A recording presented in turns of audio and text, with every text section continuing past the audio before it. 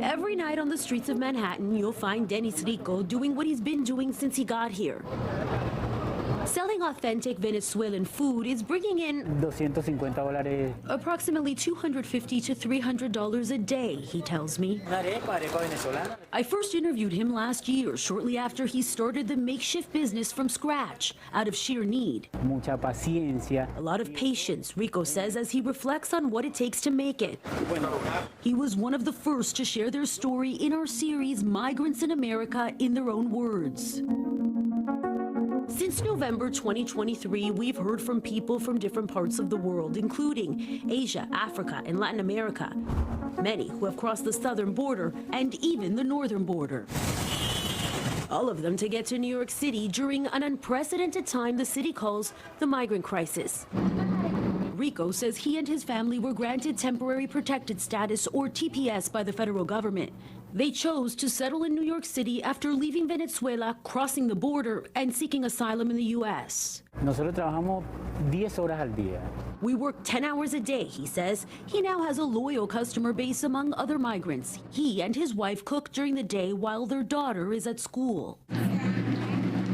Learning English, among other things. Hey, qué lindo. Give me 5. Weeknights or weekends, she's alongside her mom and dad. They sell the food near the Row Hotel, one of many city-established emergency shelters for migrants. The kind of place the family is used to calling home by now, but Estamos en proceso. we are in the process of getting an apartment, he says. Mejorado mucho. We have improved a lot, reminding me what drives him, his definition of the American dream. Es tener una arepera. To own an arepa store, he told me last year. En eso estamos trabajando. This is what we are working for still this year. Sueño americano. The American dream. We heard it again and again from the migrants we talked to in our series. The pursuit of the American dream brought them to New York City. We also heard about how tough the reality of building that dream really is. I don't want to end up like a lot of homeless people. This man, one of several to share the fear of homelessness with us after the city started imposing restrictions and limits on shelter stays due to capacity issues. At one point in the crisis, the numbers were so high, you could find migrants waiting for somewhere to go on the sidewalk outside the Roosevelt Hotel, the city's official intake center. We showed you the overwhelmed ICE headquarters in Manhattan, where we witnessed the heartbreak that comes when hope starts to fade. No es fácil. It's not easy, said this man from Venezuela, clearly at a breaking point.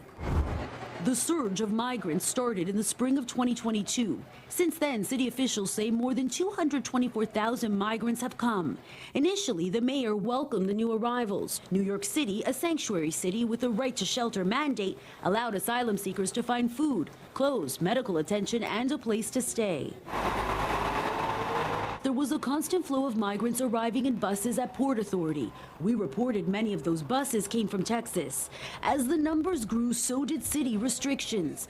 For example, late last year, an executive order by Mayor Adams put limits on where and when migrants could be dropped off by charter bus. But it didn't deter them. Instead, many found a way through a loophole. Bus drop-offs in New Jersey and then a train to New York City. With photojournalist Lenny Torres behind the camera, I interviewed this mom in the middle of the night. She told me she did it all for my children. New York City's migrant crisis unfolded parallel to yet another surge at the southern border. In June 2024, President Biden issued an order which demanded a halt to asylum processing at the U.S.-Mexico border when U.S. officials deemed the southern border overwhelmed. Federal restrictions further tightened in September. On the front line, the numbers have definitely slowed down. When the executive order was put in by the president, the numbers have gone down, but we still have people in the shelters that are in limbo. Power Malou has been working on the front lines of New York City's migrant crisis. He's one of many in a network of humanitarians across the country. He notes a decrease in the numbers after that presidential order. The city does too. In a statement, we continue to see a decline in the number of people entering our shelter system each week. In response to this trend, we are consolidating our emergency shelter operations and scaling down the number of sites in use. But as of November 24th, 2024, on record, there were still more than 56,000 migrants in city shelters. Why did you come to America? 告诉我们你为什么来美国 I'm a Catholic in my country, and we were persecuted by the local government. Through our series, we got an up-close look at the changing face of migration, from Chinese asylum seekers walking through Manhattan's Chinatown, to migrants from African countries showing up in Harlem looking for a community, to people from India and other countries flying to Canada and walking across the northern border, we confirmed. Are you going to New York City? Yeah. Many migrants share the details of their journey and the dangers of dealing with human smugglers. It's dangerous.